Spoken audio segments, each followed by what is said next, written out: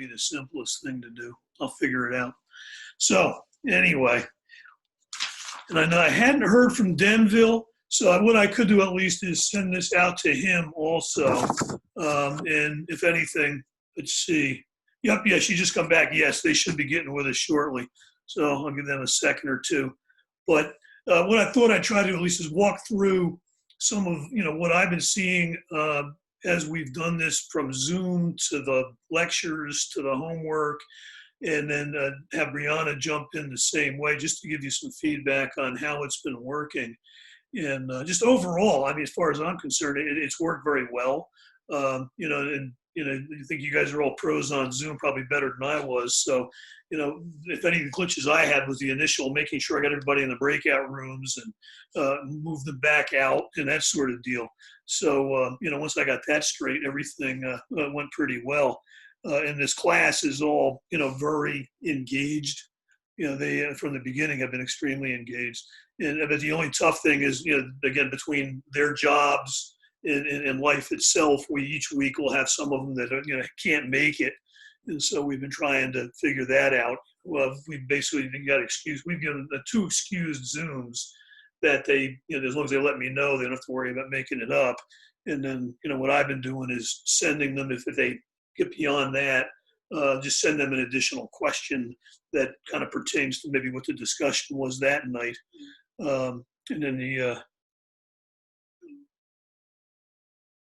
let's see, what are they asking for? There shouldn't be one. So, you didn't have a Zoom meeting ID you had to plug in, did you? Yeah, if you're clicking the link, I don't know what you gave us. I had to take the meeting ID from the email, copy it, and I threw it in there. So if that's your phone number, I just put that in there. Okay, let me go back and look and see what they got, because that, I know they were supposedly Zoom was going to start changing that again, where they were going to start making you do IDs. Let's see.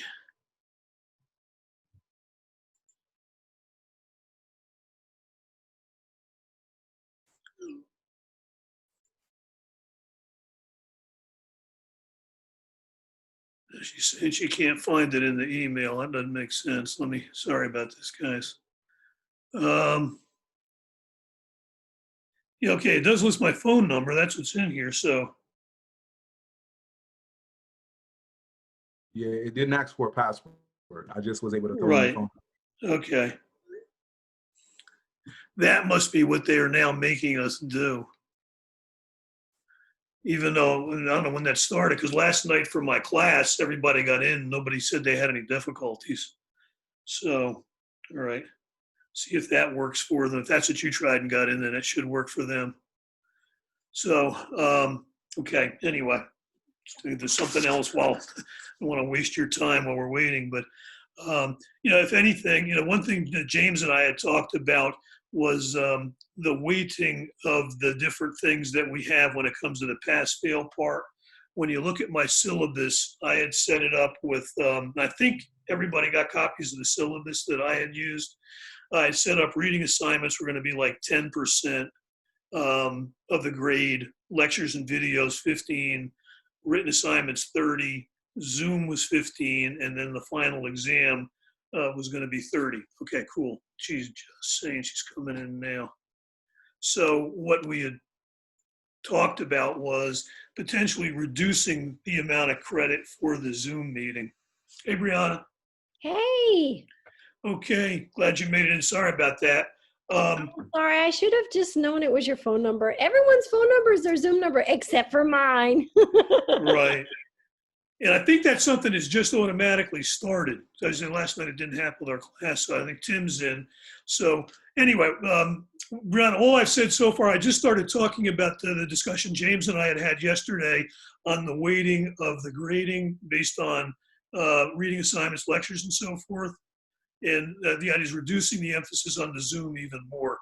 So, as you're thinking about it, if you want to make the Zoom meetings 5%, our suggestion then, if you use the similar weighting to I did, would be just make your written assignments 35 and then the final exam 35. and kind of put the emphasis on passing and doing that work. Necessarily, seeing the lectures, they got to watch them to do the work, hopefully.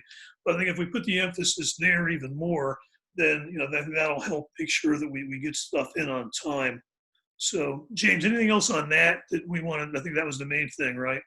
Yeah, I think that was huge. And just in terms of going forward, if you guys decide, one of the things we're exploring or experimenting with is maybe even adding some type of group project component, as that they're working together. So that's stuff that we're learning, and it could be beneficial as you talk about taking some of the weight from Zoom. We could put it in some other places. So yeah, I think that's it, Pastor Chuck. Okay. Yeah. So I guess it depends on if your class does lend itself to a group project. And that's probably more in the leader development side necessarily than on the theological side. So like Brian, in your case, to try to adjust to figure that out, I wouldn't worry about it.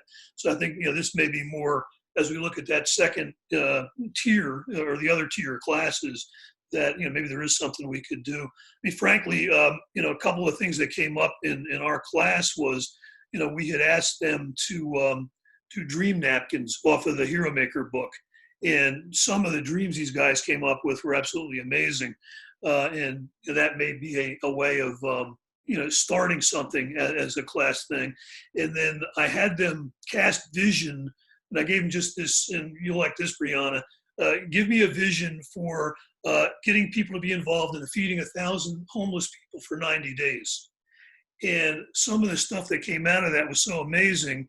Tim Davidson has a ministry that he leads trying to feed folks. He asked them all to send the visions that they cast. Vicki Dunlap came up with a campaign. Basically, it was stop to shop, or shop to stop. Instead of stop to shop, shop to stop. And you had to use shop to stop hunger. And she had this whole list of things you could stop. She talked about, having partnerships that you could do with other people. Here's the number to call. And it just was amazing. So, out of that, there may be a few things that we could consider doing as a class. So yeah, I love that. That would be, if you could, Pastor Chuck, somehow maybe sending that to me or giving me some insight into some of the dream napkin stuff. That's huge. Cool. Okay. And that was actually answered to one of the questions. And it's funny, people ended up adjusting their dream napkins based on what they heard in the breakouts. The couple of them kind of answered the mechanical, here's what I would do, without giving exact numbers. And then during the breakout sessions, they came back out of it and said, gee, now I know what my dream is. So anyway, cool. All right. Well, before we leave, Brian, I do want to talk to you about a couple things to send to the class. We'll save that to the end, just to get them ready. But what I thought I'd do is each category, I'll walk through the things I've seen and ask Brianna to then jump in and talk about those things that she's seen in that area. And we can walk back and forth that way. And then when we get to the end, if there's something we've missed, some burning question on you guys' minds, then let us know, Sion and Brian. So anyway, general lessons learned.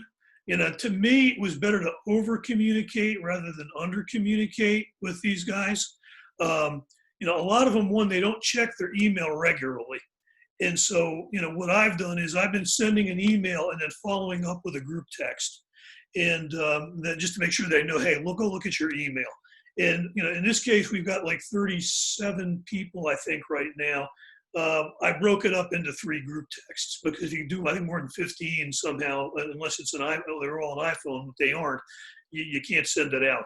So what I'll do after is I can send the Excel sheet I have with the class members that has their email addresses and their cell phones, but that seems to help make sure they actually see the email if you send that out with info there. There is a class Facebook page. It's like FSM cohort 2020-2022. Which, I can send you when I send an email out.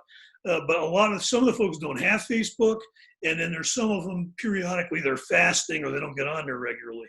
So to me, the best bet is, to send something long enough, you probably want to do the email route and follow up with a text. If there's something short you're trying to get out, then once you get the group text set up, you can just send that to them just to keep them communicated on.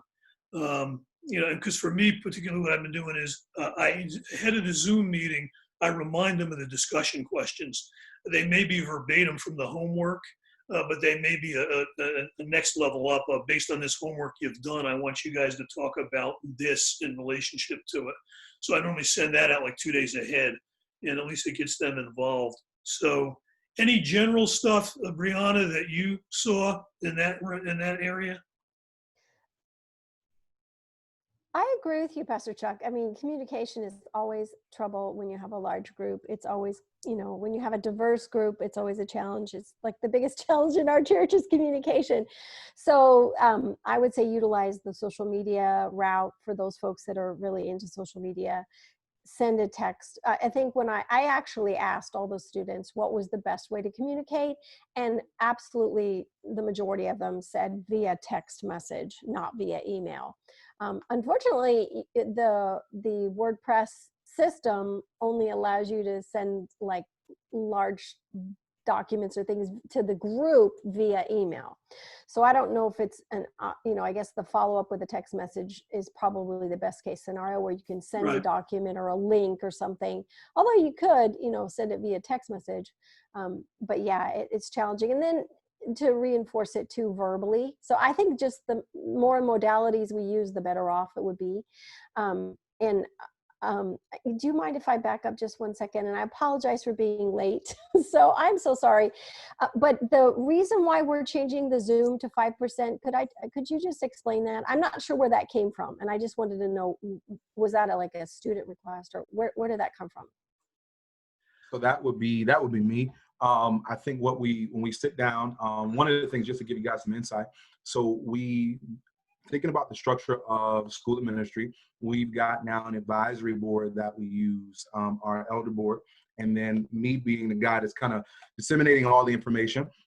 So we check with our advisory board, kind of thinking through what would make sense. And the attendance with Zoom is probably not the way that we want it to go. We want it to feel more like participation for everybody involved, because what we're running into is that there are students who are like, hey, I really want to be here, I really want to do this.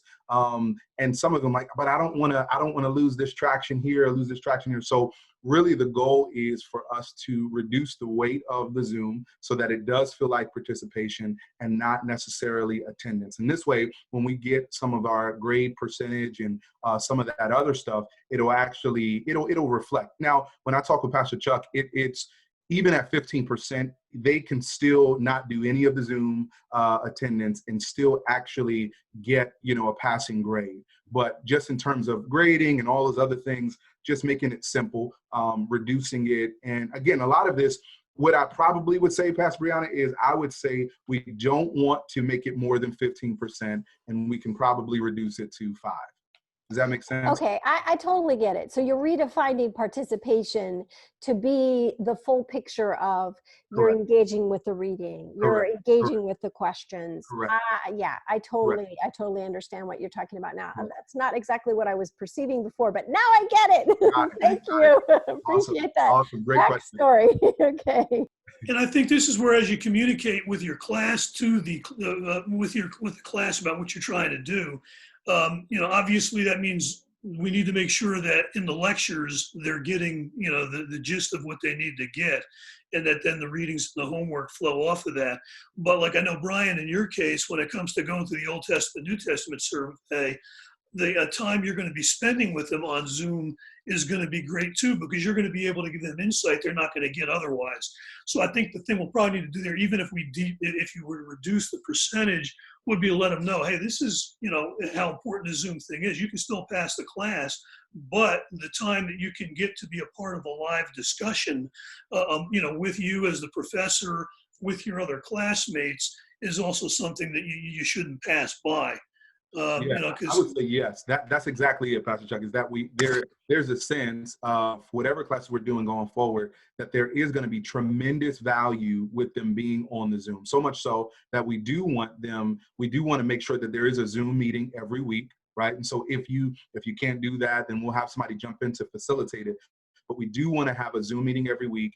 And there is value, but the core curriculum would be the readings, the lectures, written assignments, and those like exam things. Zoom is kind of additional at this point. Right. Okay, cool. That's probably a good segue to just looking at Zoom meetings themselves and what we've been doing with them, and then how that might apply to you. Because again, depending upon the subject, what you're going to want to do during Zoom is going to be different from class to class. In some cases, there may be some more follow-on instruction they need. In some cases, it may be more just discussion sort of stuff that you want to have. In some cases, it may just be a matter of, I'm going to be there and available for anybody that's got questions, but necessarily there may be times when you don't have to really prepare anything other than be able to answer questions the students might have from that previous week's lesson. So anyway, what I try to do, at least to begin with, is first time, as soon as I get them on the screen, obviously pray for them and welcome and kind of walk through this something for the previous week. But, remind them, okay, we're going to be going to a breakout room, and that to pick a spokesperson. And I found that even in week 6, when I didn't remind them to do it, I got into one group and they realized I had to pick somebody. So it's just one of those, we're reminding them as you go into the breakouts, get that person that's going to take notes and answer things. But the format I've been doing so far is first 10 minutes or so, we're in the large group. And, we go over admin items that there might be that they need to hear about, whether that's some change in the dashboard I've heard about that, Trevor's passed on to me or James has passed on to me. We'll try to get that to them. And then that's where I also paste the questions that they're going to look at in discussion into the chat. Because first week, one lesson I had learned was if you send them into breakout rooms and then try to put something in, it doesn't work. You've got to have the chat, or in the chat already have it in there. And let's see. Hey, Denville. Because he's connecting in here to audio. Here we go. So everybody, this is Denville. He's joined the faculty from the chapel. And Denville, nice to meet you, man. Hey, how are you guys doing? So sorry I am late on this. My apologies. No problem. Glad that you're with us. Brian Williams up in the top corner there is the pastor at Ivan Memorial. That's the we're sharing the church with him and his congregation, and he's a professor at Regent, and he's got probably all the knowledge that we combine that we need to have, right? So anyway, that's Brian. Sion Edgerton is out in California. She is still one of our pastors, but she and her husband have moved to California. He works for the FBI, and we've pulled her back in to be a part of the faculty. And so that's Sion. And then Brianna Vega is is along with me teaching our first 2 classes so far. She's our outreach pastor, and she's teaching right now in hermeneutics. So that's Brianna. Trevor up in the one corner, depending on where he is. Trevor is our admin and techie guy. He knows if there's anything messed up with dashboard, he's the guy that gets it fixed. So that's what we look at him for. And then Tim McCain is the, how do you describe your job, Tim? You're the guy that's basically running the finance and a lot of the other administrative background, right? Yeah, that's a good director of operations. Yep. There you go. And then right in the middle, James is our dean. And I think you guys have already connected, right, at some point, or not? This is the first you've been able to connect? Okay, so cool. Well, James is the overall leader of this thing. He's the one that gives us our marching orders. And so that's the group that's here. We've got a couple of folks that are missing. Kyle Labadie is also one of our teaching professors. He's on vacation. John Pollock works at the shipyard, and he's one of our teaching pastors, but John wasn't sure if he could get off. So we're recording this so he can, so they can get that information. And I guess, Brianna, you're going to fill in Francisco, your hubby, right? Yeah, he's on his way. He's running a little late too, but he'll be here shortly. Okay, Francisco is amazing. He's neurologist is his background, but on his own, I think he's probably forgotten more Bible verses than I can remember. He's just an amazing scholar in that area. So we've got a really, varied group, and this is the crew. So glad that you could join us. And where we had gotten to, Denville, is we're talking about the Zoom meetings and kind of how we've set them up and where we're going with them. And so what I just started talking about, the first 10 minutes or so of the Zoom meeting so far that I've done it is this is welcome, admin items, get the breakout questions pasted into the chat so they have that when we break out. And then I try to highlight whatever takeaways I really want them to consider when they get into the breakouts that they do. And breakouts right now, I've kind of had them at about 30 minutes each week. And what I've tried to do is as soon as I get them out there into the groups, pop into each group and make sure everything is going well. I remind them what group number they are. I think it's somewhere up in the upper left-hand corner of the Zoom, but most of the time they don't remember. So at least, okay, you're group number 1. So when I call on you later, the spokesperson knows that they need to start talking. And I just get a feel for kind of where they're going. And if there's multiple questions that they have, then try to make sure that they're moving along quickly enough so that they can get through everything as far as when they get ready for discussion. And if for some reason the Holy Spirit's, you got a question, Sion? Yeah, I mean, so whenever, sorry, I just kind of wanted to like throw my throw it out there. When you put them into the breakout rooms, are you doing that based on the coaching groups that they're assigned to, or is that completely unrelated? Just whatever groups you decide to put them in? We just use the random thing. So Okay. This way, since there's 38 of them, by the end of the class, they've hopefully been able to connect with each other, everybody in the class around the subject. And I mean, the other thing we've noticed, these guys are very social and they really have an interest in each other. And so they've actually enjoyed this random way of doing it so that each week, maybe it's a different person or group of people that they're involved in. And so then, okay, after that, give them reminders of getting close, and there's the automatic to pull them back. I try to get through in the last 5 minutes to each group, let them know that there's about 5 minutes left, try to wrap it up, and I'm going to be pulling you back. Then for group time, after that, again, we're already 40 minutes in. Try to keep the group report out time to about 15 minutes or so at most, and have each spokesperson at least give the highlights of where they were. And then as they make that highlight, maybe try to zip, if there's something they've hit that I really hope that they would hit on, I try to emphasize that. Or if there's something new that they found, try to encourage them there. And then after that, I have about a 5 to 10 minute wrap up of, based on when I looked at the lecture and the homework that we set up, are there key things that I really want to make sure that they got that hopefully they did as they did the breakouts or it came out in the spokesperson's report, but if not, be able to go through with them, again, make sure you remember this, make sure you remember this.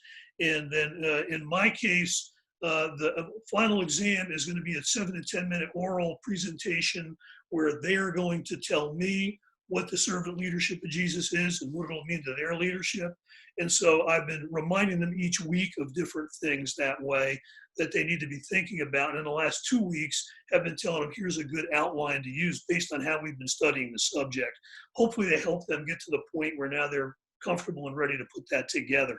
And so it's a way of making sure that you're prepping them for that exam, however you've decided you're going to do it. So, and then what we both, Brianna and I, have done is we've stayed on and given them optional time to hang out. If there's something else they wanted to talk about, that we're available to be there for maybe another 30 minutes max, and then see where it goes. Now, if it goes beyond that, we tell everybody, look, if you got to drop out, drop out. If you want to hang in there, hang in there. But that's been pretty neat. I mean, last week I was up in Gettysburg, having just sent them all these videos about leadership vignettes from the battlefield, and a bunch of them wanted to talk about a few of those that were beyond what was in the lesson. And so we stayed about another 30 minutes just kind of chat about, Buford and Chamberlain and, generals that fought in the battle there. So, I think that's been pretty cool that they know that they can come in and talk about things. And it's also, was last week I asked them about, is there anything you got concerns about when it came to the exam? So it gives me the opportunity again to do that. So that was my format. Brianna, you want to go through how you've done it and see how it has worked out? Remarkably similar, Pastor Chuck. Must be the Holy Spirit. Yeah, right. So I do the same kind of, beginning, we open up with prayer, just any kind of administrative, heads up what's coming over the next few weeks. I try to, kind of give a little synopsis of how the class is doing, usually just encouragement because, I've reviewed all their homework. I'm getting a sense of who's really engaging and who's like, oh my gosh, deer in the headlights, I'm just trying to check this box. So and then the only other thing I would add is, we do sort of a similar thing. I actually ask them to do their homework, and then I want them to discuss it and articulate it with their with their colleagues, with their fellow students, because I think that, you know, part of discipleship will always be teaching. So I like to give them as many opportunities as possible to be able to teach what they've learned. And then, so that will be the homework discussion question that they'll kind of discuss. It's usually they pick their own scripture, so we get a variety of different takes on the homework. So hopefully engaging them all in thought that way. And then I found also they're getting to know each other. So they're starting to read one another on the screen, get to know each other on a first name basis, and also pray for one another.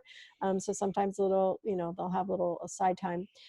You can broadcast messages to the breakout groups, not really lengthy ones. They flash across the screen. So you wouldn't want to like put a whole long question. So, but at least you can give them a warning. And then I usually visit the groups too. I usually visit the groups. And it is remarkable because it's a random selection. People get thrown into these groups of 5 or 6 people.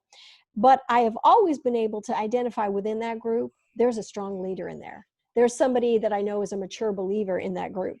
And it has never failed in all the times we've been now 5 classes, 6 classes, 5 classes. 6. So it's yours been is 3. amazing, that random selection, Holy Spirit gets a hold of that and makes sure and put someone who can kind of help lead the discussion. And I also think it is fostered the whole ethic of let me be a servant leader. Let me help, draw people out who are more introverts and encourage people who might be discouraged. So it's been really interesting to pop into those breakout groups and just see the dynamic that the students are kind of coming up with as a class. Like we're all in this together. We're praying for each other. I can do it. You can do it. So, and I think that's really important because, we know this is 2020. It's like a crazy year. And those students are dealing with so much. I've just heard so many stories about the challenges that they're facing, trying to juggle life and school and ministry and all their other hats that they wear. So, then we come together and usually I have something that I want to expand on. So I use the Zoom time to really engage with the material and to provide a little bit of guidance because sometimes I've noticed in the homework, there's some students that are really getting it, and probably the majority of them really get it, but there's some that are kind of struggling. So I try to provide a little clarity with what the expectation is. So when I'm asking them to kind of walk through this 5-step process of interpreting the scriptures, I'm trying to show them an example of that real time where they can ask questions and engage with it too. And I'm also using it as an opportunity to say, hey, in your personal walk, are there any scriptures that you just are stumbling over, and any areas that you just have just kind of shoved them in a closet and thought, okay, I'll deal with that later. Now's a safe time and a place that they can open up that closet and really wrestle with the scriptures. So I want to create an environment and a context for them to be able to do that during this class. And then I tell them about my hidden agenda. Like in addition to teaching this 5-step process, I want to teach them humility, that we approach the scriptures with a heart of humility, not with an agenda, not with a, I have this bias, understand your biases. And then also just discernment. That's another kind of core value that I really want to teach them when they go out there looking for information. How do you discern what information is valid, which is legitimate? What are things, and then how do you deal with disagreements? Let's say you don't agree with this particular commentator on a passage, and how do you wrestle through that so that you can be able to teach that as well. So it's just all kinds of things. I appreciate the Zoom time a lot because I'm very interactive. After my long monologue, you're like, yeah, right, sure, Brianna. So, but I prefer being more interactive and responding and engaging rather than, just speaking. I'm not really smart. So I just want all of Holy Spirit to have a chance to work through people and build them up as leaders. So that's what I've been doing. Cool, thanks. Just a couple general things I mentioned before. A couple days prior to the Zoom meeting, I do send out that reminder of what they're going to discuss in breakout so they can be prepared. And then in that, I also give them another link to the Zoom meeting. As we get your classes set up in the dashboard, Trevor will have a link there that they can go to. but just in case, when I send the reminder, I've been giving them the link, and this way, between one of the two of them, hopefully everybody gets in. And then James, I think you'll be providing Zoom for the Zoom accounts to each of the people as they get ready to teach. So Brian will have one. As Denver gets ready to teach, they'll have their account that they'll from the school. Is that the plan? Yeah, so if you guys, so the going forward, it'll be, you guys let me know if you don't already have a Zoom that you want to use. Like, we bought the one that had like all of the fancy bells and whistles, so I'd love to make sure that you have access to one of those. So I'll get you that, and I'll also make sure that on your first week, just in terms of if it feels like a lot, or if it's a lot going on Denville, you're just kind of stepping into it with us. We'll be on that first week. I'll make sure that, you know, one of us is on, whether it's Trevor, myself, or Tim will be on there, kind of helping you navigate some of the kinks if there's any. So yeah, we got you. Just let me know what you need and it's yours. If we already have an account with all the bells and whistles, would you prefer that we just use that, or do you want us using the one that you're providing? No, use yours. If you, really ours is, if you don't have the bells and whistles, then, you know, if you do, use yours then. That's perfect. And are you, outside of, for the benefit of the class themselves, are we recording for School of Ministry for any reason, or just providing it to the students? So we are providing, and you instructors, y'all can speak to this a little bit. We are recording it. I think that where it gets a little wonky is that when we start adding the breakout rooms, is that been the consensus? Yeah, because I mean, I haven't recorded because of that reason. Once we go to the breakout, you can't record the breakout. So anybody that would want to see it afterward will get the first 10 minutes, which is really kind of how you doing an admin. And then they could get that last part. But a lot of the discussion around the homework, they end up not getting because it's in a breakout room.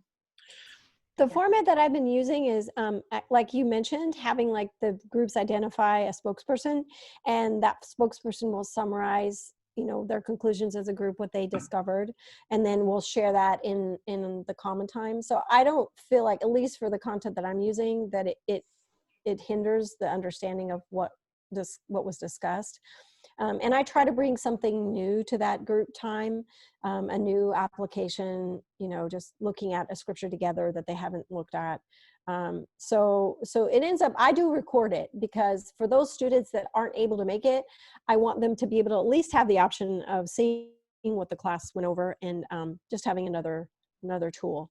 And the nice thing is, when you do the recordings, you can listen to me double time, so I sound like Sion. So I think, depending upon what your class content is and how you want to go, you make the decision if you want to record. In my case, what we're trying to do is, between the lecture, the reading, the homework, and then the Zoom, they're really kind of looking at that subject 4 times, because I'm hoping to kind of just really jam it in there. So to a certain extent, the person that doesn't make Zoom, they've seen it 3. And so the question I craft for them hopefully will help them, again, think through it again a 4th time. So, I think each class will just depend upon how you feel, do what you want to do. Can I ask one more question? Sure. Are you guys popping in and out of those rooms to just kind of be present, or do you prefer that they just have space to kind of process through things with their classmates? I pop pretty quickly. I don't linger too long, but I've popped in enough to know that there are certain students that just have that natural gift of leadership, drawing other students out. But I've enjoyed just the dynamic, and I try not to really impinge too much upon their time together as a group, just to be there. And sometimes they have questions, so when I pop in, they'll ask me. So it can be potentially useful. But I'm noticing as time goes on, they're just kind of much more independent now, and just don't have as many questions, which is good, because they're grasping the material. So it's been helpful. I don't feel as compelled to pop in anymore than I used to. I do the same thing. It's really just to go in, make sure things are moving. If they have a question, they'll ask me. Other than that, it's just, if anything, just to maybe listen to where they are. And then, if somebody has a really great point and they stop, I'll wait till they stop and just say, hey, that was great. Here's why. Now I'm going to leave you, and let them continue to interact. Okay, so anything else on Zoom? Otherwise, we'll move on. On the lectures, What we're seeing, I think, and this is from feedback from the students, it's best to try to keep each lecture to no more than 25 to 30 minutes is probably a good thing to shoot for. They kind of want to be in and out quickly. Now, within that, if you've got a week when there is more than that in the way of content you want to get to them, what I've done is I've broken into 2 lectures. So I've got 3 of the 8 weeks where they've gotten 2 lectures. And in that case, one is close to 25 and the other's probably running about 15, no more than 20. And so I try to break it up, like one week, I specifically show them how you can take the Gettysburg Address, break that out, and use that as that when you're starting to prepare a communication, here's how you can use that to do it. So that was a separate standalone from the rest of what I gave them on the language of leadership. And so, this way at least it's kind of, they get it in bite-sized chunks. So we've done that. And then we're asking, if possible, to script yourself. That's great. I script myself anyway because I'm old and I forget. So, I've scripted what I've done, and that's as I record it. Then when they read, when they see the lecture, and I've actually had some comments, they love it, the fact they can watch the lecture and then just highlight as they're going along something I've said that struck them from the transcript. And then in addition to that, we have it where the PowerPoints will be embedded into the dashboard separately.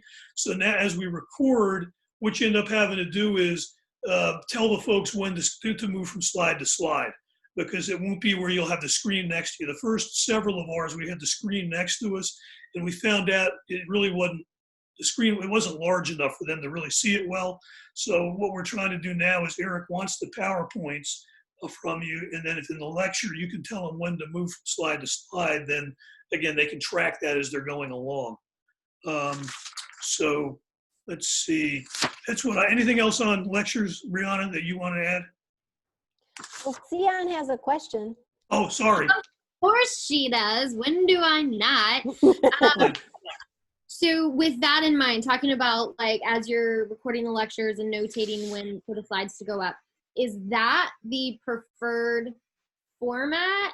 Or if I'm recording, so because my setup here obviously is a little bit different from you guys. So if I'm recording something from my computer and I'm embedding the slides right into the lecture video, is that okay? Yes. Okay. Okay. Yeah. Just in my case, it was we had the PowerPoints, and I'm not that good technically, so Yeah, it was here's the lecture. Okay. Yeah. If you can do it that way, go for it. That's fine. And this way they'll just be able to track as you go along. And then as long as, Trevor knows that, and then as he starts loading up the dashboard, he'll know that, hey, I don't have to worry about a PowerPoint section for you that way. And this might be a stupid question, but is there like a kind of consistency of what you want the videos to, like, do I need to schedule some space somewhere where I can go in and like have a whole setup, or can I do it from a home office, with a nice background and everything, professional and all of that? Like I watched your videos, right? So you have like a nice room and you're standing at a lectern and you've got like your PowerPoints and everything. Are we wanting like a consistency of that model, or does it matter? If I'm sitting in my office and I've got a nice background behind me and everything's all professional, is that okay? Or I'll jump in on that. This is Tim. Yeah, Sion, that's okay for right now, what you're talking about. Eventually, what I'd like to get is a consistent background printed up and sent to everybody that's doing stuff like this, that we have that says FSOM behind them, like a step and repeat type background. We just don't have it right now. And we're kind of building this ship as we're going along, right? So professional background's cool, and I have no doubt it'll be fine. I've heard a lot about your types of setups anyway. So I think it'll be good. But yeah, consistent. You've watched the other videos, kind of look and see, professional feel, but eventually we'll get to where you're talking about. And that's a great question, actually.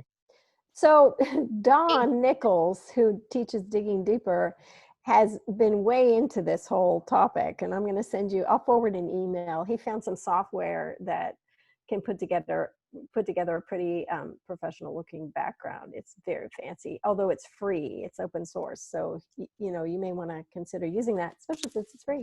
Yeah, And no, I'll let you see it. It's, what is it called? OED, I think. Anyway, I'll It send it. sounds like it, yeah. Yeah, Okay. I'll send it to y'all. I'll send it to you too, see it. Well, they have a if I professional had- camera and a ring light and everything. I just, you know, I want to make sure I'm giving, and I know I'll be sending the first video.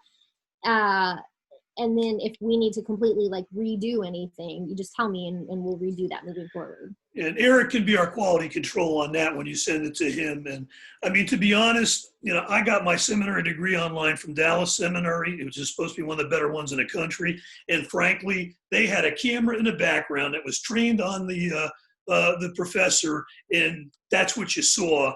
And then they also had the PowerPoints, you know, that you got separately. And so this is, again, you know, a seminary. And to me, we're probably as good already with what we're doing as they are. So what you're describing, Sion, I think will work fine where we're at.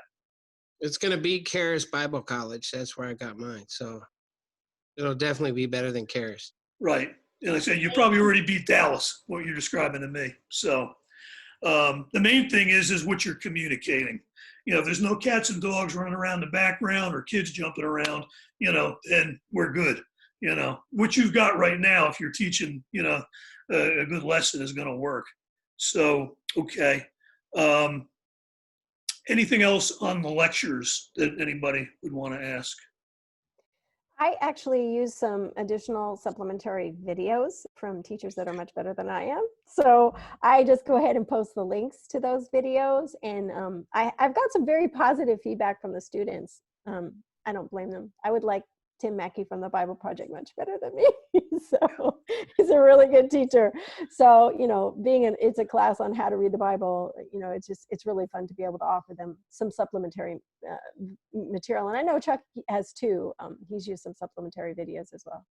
Yeah, you have a video clip, movie clips you want them to look at that somehow, you know, speak to what you're doing. The big thing, get that to Trevor as early as possible so we can make sure that we can get it so we're not infringing on anybody's copyright rights. And it's easy enough to do, you know, but just as long as he knows what it is, we can get that done. So, okay. So that's on the lecture part. Homework, what I've seen so far, probably 2 to 3 essay/assignments per week is the best to try to shoot for if you can do it. If you go more than that, you want to have it to be maybe short answer. But what I've tried to get it to is each week there might be one essay where I'm asking to give me 250 to 300 words on a specific subject, but no more than that. Again, because we're trying to look at the amount of time. We got 2 classes that they're doing. The vast majority of our folks are either already they're students, you know, in college in addition to taking this, or they got jobs. So we're trying to look at, you know, let's keep the homework so that it enhances what the lecture is and it's getting to where you want to go with the exam. But just try to get it where it's in that realm. So is that what you've been doing, Brianna?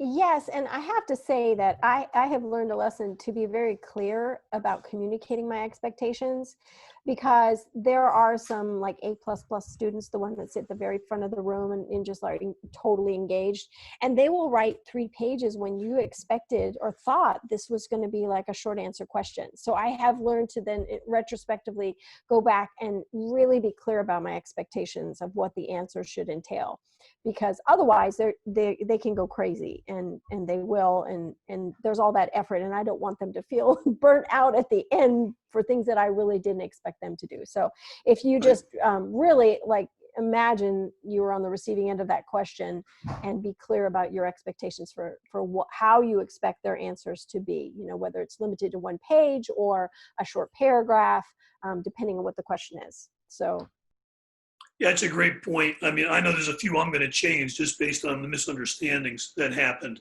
I try to use my wife as a kind of a sounding board in that case. So if you got somebody else that can take a look at the questions and the pass is the test to somebody who's just coming in that way, that's a way of making sure maybe that it's clear.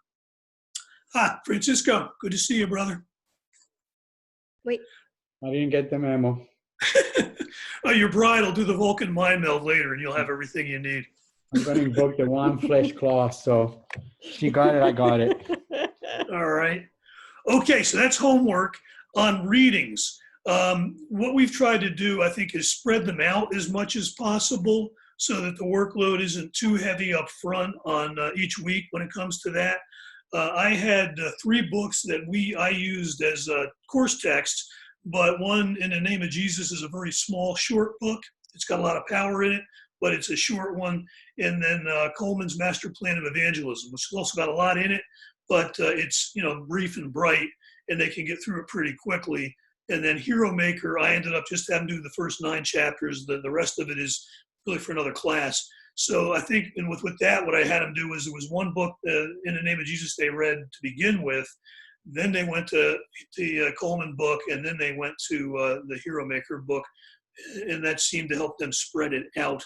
So you just want, as you look at the readings, take a look at, what's the thing that's really going to drive it home. And then there's no reason why you can't give them a supplemental list that, even if they can't look at it now, just later on, even after the 2 years of the classes are over, they can go back to their course information and see there's other work. Because what I ended up doing, the class I'm doing right now is based on my master's thesis. I gave them the entire supplemental reading list of all the books that I used to put this thing together. So there's 3 that are the ones that I want them to read. There's another 23 of them that, here's some other books that I found were useful in writing this thing that they could go to later. So however you want to handle that, I think, is give them the ability to look at it at some point later on. Brianna, how would you answer that one? Well, I'm going to go ahead and tell you that I found this gold mine, and it's from Zondervan Publishing. They have quite a few core textbooks for Bible college and seminary that are, they've added some features. They call it Textbook Plus. And I did a short video that sort of walks through their website so you can see what resources they have. But just so you know, the Freedom School of Ministry does qualify for them. And all I did was just say, hey, I'm an instructor with Freedom School of Ministry. I would like the additional resources. And they basically provide a set of wraparound services for each one of the textbooks that they use. So I picked a pretty standard hermeneutics textbook called Grasping God's Word. I had taught it before with my sons and myself. I really enjoyed it. And then with that came an instructor's manual, or an instructor's, like a huge PDF instructor's manual with all kinds of slides, in addition to quizzes, exams, essay questions, just kind of wraparound services, a syllabus for the course. It had to be modified because it's for a general, 3-month semester. So I modified it for an 8-week class. And I'm using just that one resource, that one textbook, but I'm actually, having read it several times, I'm focusing them in on key sections of it, and allowing them to go back and if they choose to read more in depth on other parts. But I'm telling them there's certain sections that I really want them to read with care, and other sections they're welcome to skim through. And the textbook was designed for that. It has kind of a great introduction and conclusion for each chapter. And it also has highlight boxes for key points. So if they wanted to skim without reading like all the cute stories and, the things that make the reading interesting and engaging, they can get the core, take home messages and things that they need to know from each of the chapters. It ends up shortening the reading time, because I know that as the School of Ministry sort of told the students to expect 4 hours per week. So I'm trying to honor that and make sure that, if I can read that and do the homework and be prepared and do the Zoom and it all adds up to less than 4 hours, then I'm okay. If I'm exceeding that, then I'm probably putting on too much of a burden on the students and definitely not what they signed up for. So trying to keep them within that goal. Great. Go ahead, Sion. The students are expected to get purchase their own books, right? Their own resources and stuff. Yes, and again, I actually offered, if any students wanted to borrow the book from me, if that was a barrier to them taking the class, I didn't want it to be a barrier. The textbook itself is like $20 to $30. You can get it used, and I didn't pick the most current edition. You know, it's 4th edition. I picked the 3rd edition so they could find it used at a reasonable price. And several students took me up on that offer. They said, "Hey, I would love to borrow it. That would be great. I'll return it to you at the end of the semester," and that's cool. I'm fine with that. Cool.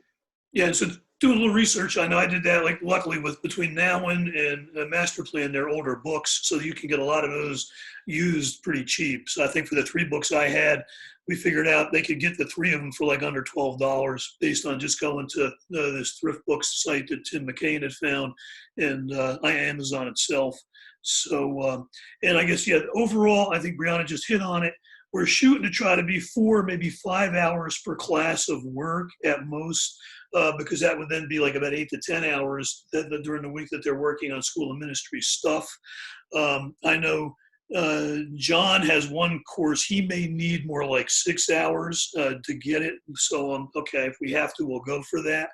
I mean, there's some courses I took that even though there were 2 credit hours, they took me probably about 8 hours a week to get in, get through it. So part of this is, okay, they've signed up for it. We don't want to make it onerous, but we also within the 8 weeks want to make sure that they get the learning that we want them to get out of it. So shoot for 4. If you're, you know, in around their area, if you got to go an hour or so over, then that's fine. But that's what we're trying to look for. Other overall question, I think I mentioned already, these folks are highly relational. They value your presence. They really value the opportunity to interact with the professor. And so the times that we do spend with them on Zoom, where they know we're there and we're listening to them, I think is a huge thing. And again, keeping them in for the long haul. And then the last one, again, when in doubt, communicate. You know, I always say, you know, over communicate versus under, and that should help us get there. So that's overall what I had. Is there any burning question anybody had? We didn't even get to cover it all or anything else. Go ahead, Sion. Sorry. Is there, I know Trevor does most of the like uploading and putting stuff onto the platform, but is there a way that I can get access to it kind of like earlier just so I can, because I'm sure there's something I'll have to do on it. I just want to familiarize myself with, what are we using? Dashboard? What'd you call it? Called Learn Dash. Okay. Yeah. Will I be able to play around with that in advance a little bit? Absolutely. Okay. In fact, I guess, Trevor, if you can get Denville and Sion access, I think John and Kyle already have it, correct? And Brian? Yeah, I think so. I think they already have accounts that I've already created, and you'll get an email and it'll ask you to verify and stuff and log in and create all your stuff. So that's how it starts. And is there a separate one for Francisco? So that, yeah, everybody will get their own profile. cool.